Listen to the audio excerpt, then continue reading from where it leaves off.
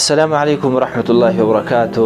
ډیرو خوږو مسلمانانو ورونو، دا چې د رمضان المبارک ډیرې حساسې او باریکې او محدودې لحظې فاتې دي، غواړم د دې متعلق یو څو ډیرې مهمې خبرې تاسو ته وړاندې کړم، ځکه شاید داسې به زموږ بعضې خویندې ورونه وي چې د رمضان المبارک دا تېرې ورځې دي په غفلت کې تېرې شوي وي، او دا ګوره څومره چې د رحمت میاشت ته داسې د خطر میاشت هم د هغه دا ده چې په دې کې ونه بخل شوي، تباه شوي. حدیث کې راغلی دی جبریل علیه الصلاة والسلام نبی صلی الله علیه وسلم ته راغلی، ورته وویله ویا محمد صلی الله علیه وسلم، دا رمضان که به چا تیر شو ونه بخل شو، الله دې نور هم د خپل رحمت نه لرې کړي. سبحان الله. هغه پې امین وویله.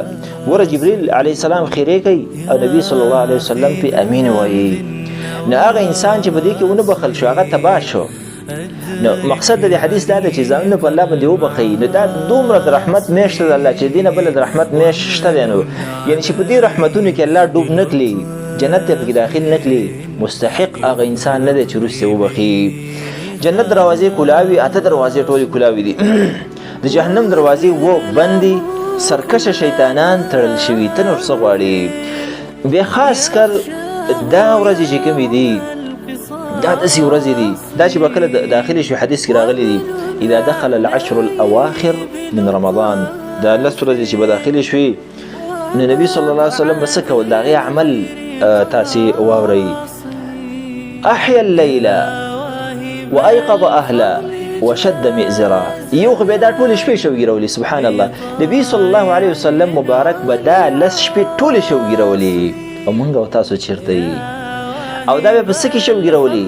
یا به نفلونه و یا به دعاګانې وي. یا نبي صلی الله علیه وسلم به په دې شپه کې په ګنټو الله ته تضرع عجزي دعاګانې کولې. تاسو سوچ کوئ نبی صلی الله علیه وسلم هغه شخصیت دی، سید الاولین والآخرین دی، سردار د دواړو جهانو دی، د جنت سردار دی، الله ته محبوب شخصیت دی، بخلی شوی شخصیت دی. سره د هغې نه په دې شپو کې په ګنټو الله ته دعاګانې خپل حاجتونه وړاندې کوي. یا الله ما وبخه، یا الله زما درجې جګې کا، یا الله ماله دا وکړه دا وکړه دا وکړه دا وکړه دا وکړه. او ما ورته زمونږ دعاګانې ډېره اوږده شي، 15 منټه، ډېره چې اوږده شي نیمه ګنټه 20 منټه زما او ستا دعاګانې. عزتمند دا جهد اجتهاد کول غواړي. راځئ دا ورځې د موږ نه بسې تېرې نه شي په خوب کې.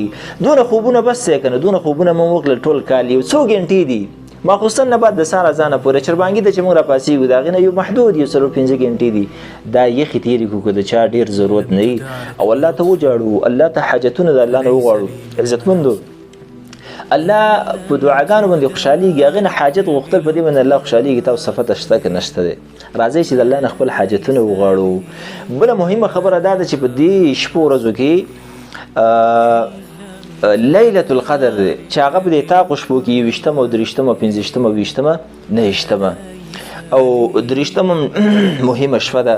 بیا خاص کر چې کله جمعې سره موافق شي، لکه د 20 را روان د جمعې سره موافق کېږي، هغې کې هم ډېر امیشته. المهم دې ته اجت نشته دی، محدود شپې دي، 7 شپې ټولې پاتې دي. دا ټولې شوګیرول کول پکار دی، خپله دې پکې راګیر کړه. لیلة القدر پکې خپله څه شو راګیر شو. دا لیلة القدر چې کوم دی دا دومره مهمه شپه ده چې په دې کې شپه کې دومره ملایکې راکوزېږي چې وایي په ځمکه باندې په دغه شپه باندې دومره ملایکې وي د کاڼو نه زیاتې وي، دا ځمکه داسې ډکه کلې وي. او جبریل علیه الصلاة والسلام ورسره راکوزېږي. تنزل الملائکة والروح. جبریل هم ورسره خپل علیه الصلاة والسلام د سار اذانه پورې دی. او دا شپه چې کوم ده په دې کې څه کېږي؟ لوی کار دا کېږي، تقدیر سنوي په دې کې بدلېږي.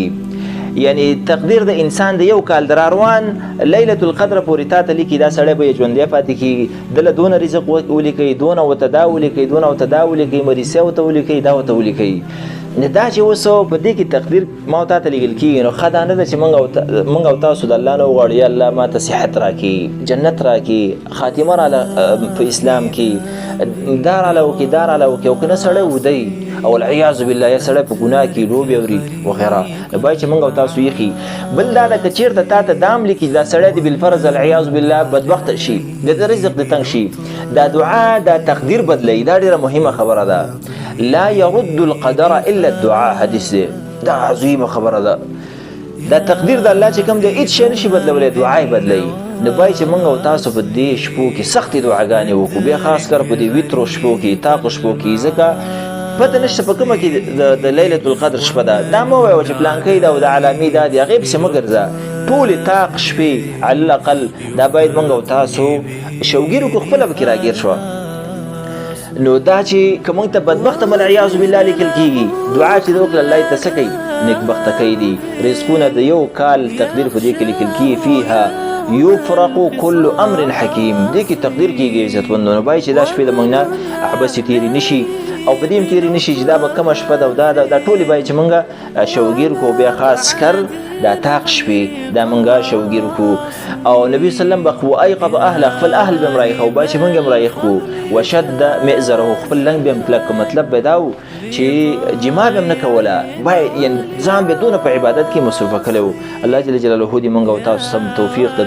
دغه عبادتونو راکړي او الله دې زموږ پکې وبقي عزتمندو دغه ورځ شپه دې زموږ په نصیب کې ځکه دا چې د چا په نصیب شوه ټول خیرونه ورته الله ورکوي حدیث کې راغلی دی من قام ليلة القدر إيمانا واحتسابا غفر له ما تقدم من ذنبه سبحان الله دا چا راګر کله بس ټول ګناونه معاف شو بل هغه دعاګانې مونږ ډېرې ویو چې کوم جامع دعاګانې مثال به تور اللهم ربنا آتنا في الدنيا حسنه وفي الآخرة حسنه وقنا عذاب النار همدغه رنګ عائشة تنها ویله چې کدا چېرته مونږ راګر کوم څه دعا وکړو هغه ورته ویل د الله پیغمبر علیه الصلاة والسلام دا دعا ویو اللهم انك عفو تحب العفو فاعف عنا ته عفو کوونکی ماته او عفو خوښونکی ماته عفو عفو چې تا ته وشو دا ډېره جامعه دعا ده چې د هغې تفصیل زه اوس نشم کولی دې کې دا بعضې خبرې دي چې ونې نه سکورېږي او دا ټولې عبسې خبرې دي باید چې موږ عبادت وکړو خپل اهلونه رایښ کړو دعاګانې وکړو ډېرې زیاتې ګناهونه قطعا ځان وساتو هذا وبالله تعالى التوفيق والله